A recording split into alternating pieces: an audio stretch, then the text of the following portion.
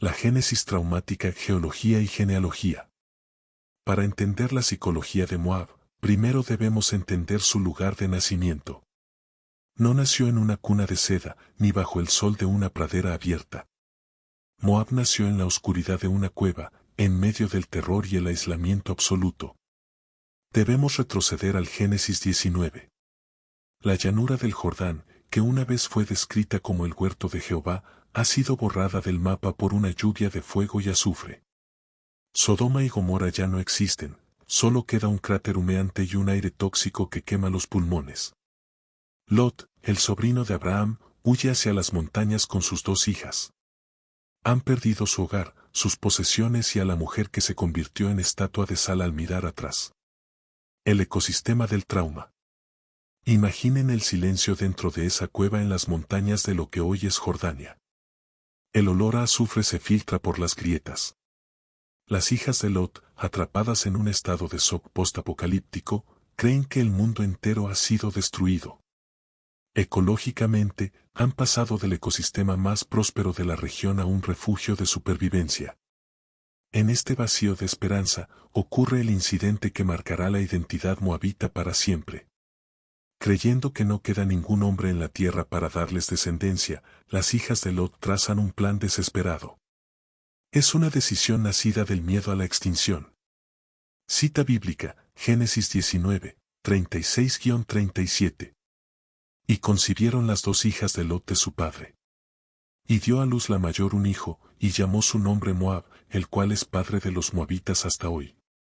Análisis etimológico, el nombre Moab, Moabe, significa literalmente del padre o procedente del padre. Es un nombre que lleva grabada la marca del incesto y la vergüenza, pero también de la supervivencia a toda costa. Moab es el hijo de la oscuridad y del aislamiento. La migración a las alturas, reclamando la meseta. Mientras Abraham y sus descendientes se movían por las llanuras de Canaán bajo la promesa de Dios, los descendientes de Moab comenzaron a subir. Abandonaron las cuevas de Zoar y se dirigieron hacia el altiplano. La conquista de los gigantes. La Biblia nos da un detalle arqueológico y antropológico fascinante en Deuteronomio 2, 10-11. Los semitas habitaron en ella antes, pueblo grande y numeroso, y alto como los hijos de Anac, mas los moabitas los llaman emitas. Los moabitas no eran un pueblo débil. Se enfrentaron a los emim, los terribles, una casta de guerreros de gran estatura, y los expulsaron de las mesetas. Reclamaron la tierra roja y el basalto negro como suyos. Desarrollaron una resiliencia de montaña. Mientras Israel era refinado en la esclavitud de Egipto, Moab se estaba convirtiendo en una potencia regional, endureciendo su carácter contra la roca de Transjordania. La raíz de la discordia. A pesar de su origen traumático, Dios reconoció el lazo de sangre. Dios le ordenó a Moisés, no molestes a Moab, ni te empeñes con ellos en guerra, porque no te daré poseer de su tierra, pues por heredad la he dado a los hijos de Lot, Deuteronomio 2:9. Aquí reside la tensión central de este documental. Moab era familia, pero actuaba como extraño. Compartían el ADN de la familia de Abraham, pero no compartían su fe. Su geografía los protegía, pero también los enorgullecía. Habían sobrevivido al fuego de Sodoma, habían vencido a los gigantes y habían conquistado las montañas. En su mente, no necesitaban al Dios de Abraham, se habían bastado a sí mismos desde la cueva. Ese orgullo, nacido de una supervivencia milagrosa pero sin gratitud, sería el sedimento que terminaría agriando el vino de su historia. El ecosistema de Moab entre el desierto y el Jordán. Si quieres entender a un pueblo, mira su suelo. Moab no era el desierto estéril que muchos imaginan al leer las crónicas del Mar Muerto. Al contrario, Moab era una joya orográfica. Debido a su elevación, algunas cumbres superan los 1200 metros, las montañas de Moab actuaban como una trampa para las nubes cargadas de humedad que venían del Mediterráneo. Antes de que el aire se secara al entrar al desierto de Arabia, descargaba sus lluvias sobre estas mesetas. Esto creó un ecosistema de pastizales infinitos. El suelo de Moab es rico en minerales volcánicos, lo que produce una hierba densa y nutritiva. Por eso, la identidad de esta nación no estaba en el comercio marítimo como los fenicios, ni en los carros de guerra como los egipcios, sino en la lana y el ganado.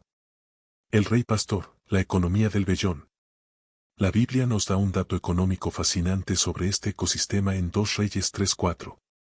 Entonces Mesa rey de Moab era propietario de ganados, y pagaba al rey de Israel 100,000 corderos y 100,000 carneros con sus vellones. Análisis ecobíblico, piensen en la logística de este tributo.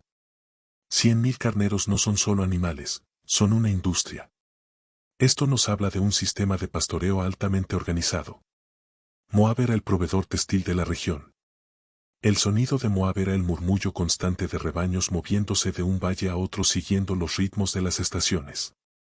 La lana moabita, impregnada de los minerales de su tierra, era probablemente una de las más resistentes y buscadas de la edad del hierro. La vid de Sima, el aroma de la abundancia. Pero Moab no solo era tierra de pastores, era tierra de viticultores. En las laderas protegidas del viento, los moabitas tallaron terrazas de piedra para cultivar la vid. El vino de Moab, especialmente el de Hesbón y Sima, era famoso por su cuerpo y su dulzura, un producto de la intensa radiación solar y las noches frías de la montaña. Sin embargo, los profetas utilizaron esta misma abundancia para anunciar el juicio. Escuchen el lamento ecológico de Isaías 16, 8-9. Porque los campos de Hesbón se han marchitado, y las vides de Sima, señores de naciones pisaron sus generosos sarmientos. Por lo cual lamentaré con lloro de Jazer por la viña de Sima, te regaré con mis lágrimas, oh Hesbón y Eleale. Reflexión, cuando el pecado de la soberbia satura una nación, la tierra misma comienza a lamentar. El marchitamiento de las vides de Sima no fue solo una crisis económica, fue la señal de que el ciclo de bendición se había roto. Los mismos sarmientos que antes daban alegría, ahora eran pisoteados por extranjeros. El río Arnón, el foso de la naturaleza. Ecológicamente, Moab estaba delimitado por fronteras naturales casi imposibles de cruzar. Al norte, el cañón del Arnón. Con una profundidad de 500 metros y paredes casi verticales, el Arnón era el foso defensivo de Dios para esta tierra. Cruzar el Arnón era entrar en territorio sagrado y peligroso. Moab se sentía seguro en sus alturas, mirando hacia abajo al Mar Muerto y hacia el oeste a las montañas de Judea. Se sentían intocables. Pero la geografía que los protegía también los aislaba. Su prosperidad se convirtió en su trampa. Al tenerlo todo, agua, pastos, vino y defensas naturales, Moab decidió que no necesitaba al Dios de sus padres. Se convirtieron en una nación reposada sobre sus sedimentos, estancada en su propia abundancia, olvidando que el dueño de la lluvia es también el dueño de la justicia.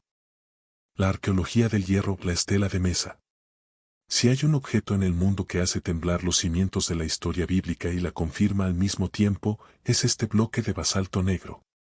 Imaginen su textura, fría, densa, casi indestructible. Es la estela de Mesa, descubierta en 1868 entre los escombros de la antigua ciudad de Dibón, en la actual Jordania. Al pasar los dedos, aunque sea con la imaginación, sobre estas 34 líneas de escritura paleo-hebrea, no solo tocamos piedra, tocamos el ego de una nación. Esta piedra es el espejo oscuro de la Biblia. Mientras que el libro de 2 Reyes 3 nos cuenta la historia desde la perspectiva de Israel, esta estela es el comunicado oficial del rey Mesa de Moab. El grito de basalto, yo soy Mesa. La estela comienza con una declaración de autoridad que resuena a través de los milenios. Yo soy Mesa, hijo de Kemosit, rey de Moab, el Dibonita.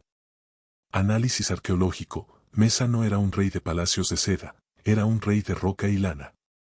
La estela relata cómo Omri, rey de Israel, había oprimido a Moab durante muchos años porque su dios, Quemos, estaba enojado con su tierra. Pero luego, según Mesa, Quemos le devolvió el favor y él logró derrotar a la casa de Omri y reconquistar sus ciudades. Dato de impacto teológico, aquí ocurre algo asombroso. En la línea 18 de esta piedra, aparece por primera vez en un registro arqueológico fuera de las escrituras el nombre sagrado, YHWH. Mesa se jacta de haber tomado los vasos de YHWH del altar de Nebo y haberlos arrastrado ante su dios Quemos. Moab conocía el nombre del Dios de Israel, pero lo trataba como a un trofeo de guerra. Dibón, la capital del viento y la roca. Dibón era el centro neurálgico de Moab. Al caminar hoy por este telo montículo arqueológico, puedes sentir el crujir del tiempo bajo tus botas. El basalto, la piedra con la que se hizo la estela, es lava solidificada. Representa la dureza del carácter moabita. Mesa utilizó el sudor de prisioneros israelitas para reconstruir los muros de Dibón, para cavar cisternas y fortalecer las ciudadelas. Ecológicamente, Moab era una potencia de la ingeniería hidráulica. En una tierra donde el agua es el recurso más escaso, quien domina las cisternas domina la vida. La estela menciona: yo hice el foso para Dibón con los prisioneros de Israel. El orgullo de Moab no solo estaba en su ejército, sino en su capacidad de someter la naturaleza y a sus hermanos. El eco de la profecía. Cita bíblica, Jeremías 48:18. Desciende de tu gloria, siéntate en tierra seca, moradora hija de Dibón, porque el destruidor de Moab subió contra ti, y destruyó tus fortalezas. Análisis ecobíblico, Jeremías lanza este dardo profético directamente al corazón del orgullo de Mesa. Dios le dice a la hija de Dibón que deje su trono de gloria y se siente en el polvo. El basalto negro que Mesa usó para jactarse de su eternidad, hoy son solo piedras esparcidas que los pastores jordanos usan para resguardar a sus ovejas. La arqueología del hierro nos enseña una lección vital para nuestro canal: lo que el hombre construye para su propia gloria, la tierra termina reclamándolo. Mesa escribió en piedra para que no lo olvidáramos, pero Dios permitió que la piedra se rompiera. La estela fue fracturada por los beduinos antes de ser recuperada, para recordarnos que solo su palabra permanece para siempre. El mapa del dolor que el juicio sobre las ciudades. Si hay un texto en las Escrituras que disecciona la geografía de una nación para anunciar su caída, es Jeremías 48. No es solo una lista de nombres, es una autopsia espiritual de un territorio. Para entender el juicio de Moab, debemos entender que Dios no solo juzga a las personas, sino también al orgullo que se impregna en las piedras de sus ciudades y en el fruto de sus campos.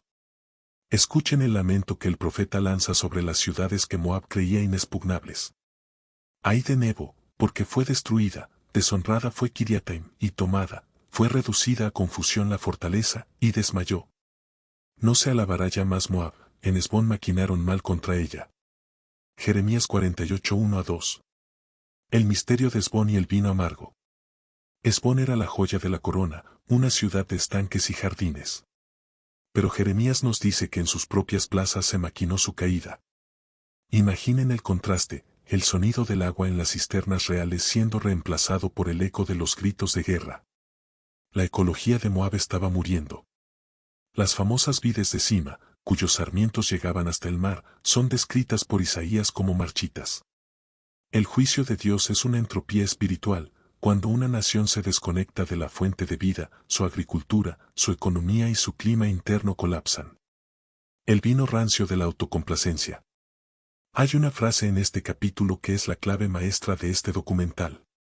Jeremías dice: quieto estuvo Moab desde su juventud, y sobre sus sedimentos ha estado reposado, y no fue vaciado de vasija en vasija, por tanto, su sabor quedó en él, y su olor no se ha cambiado. Jeremías 48:11.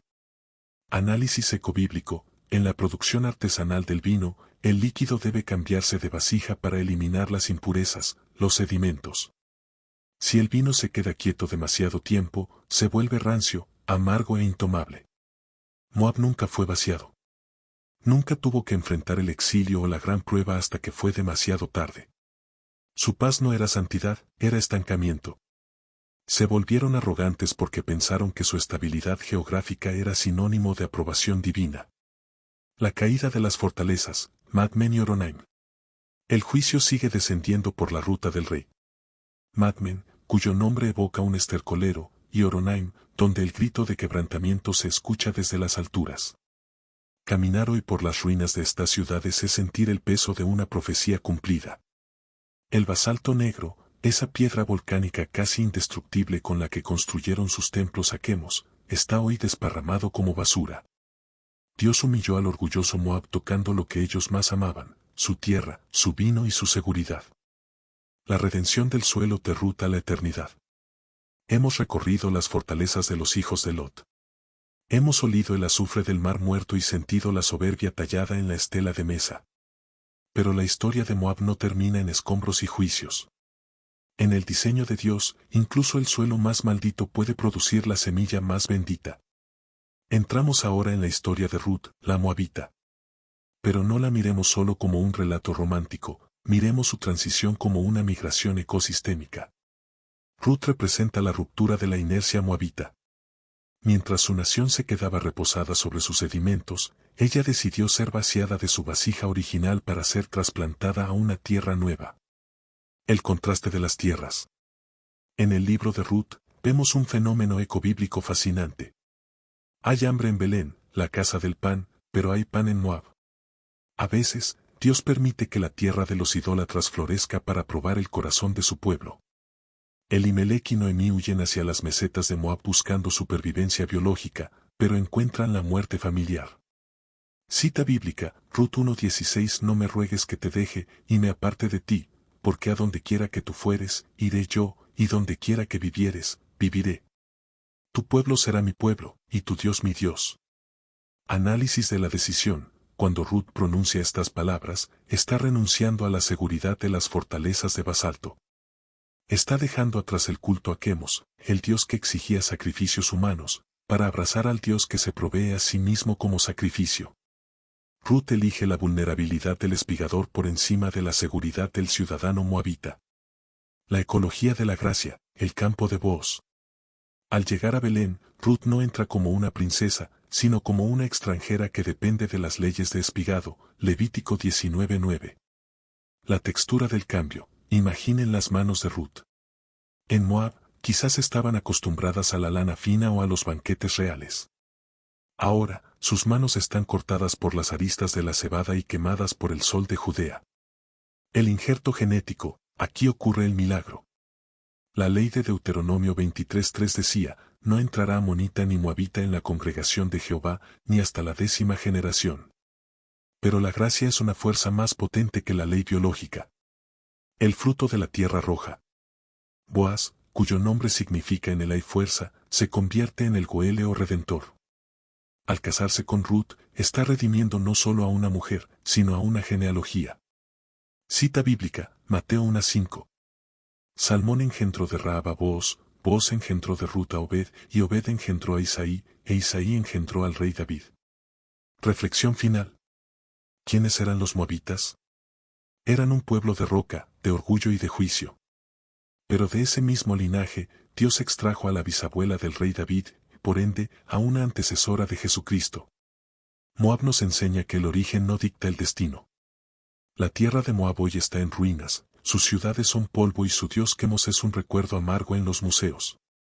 Pero la fe de una moabita que se humilló ante el Dios de Israel sigue dando fruto en la eternidad.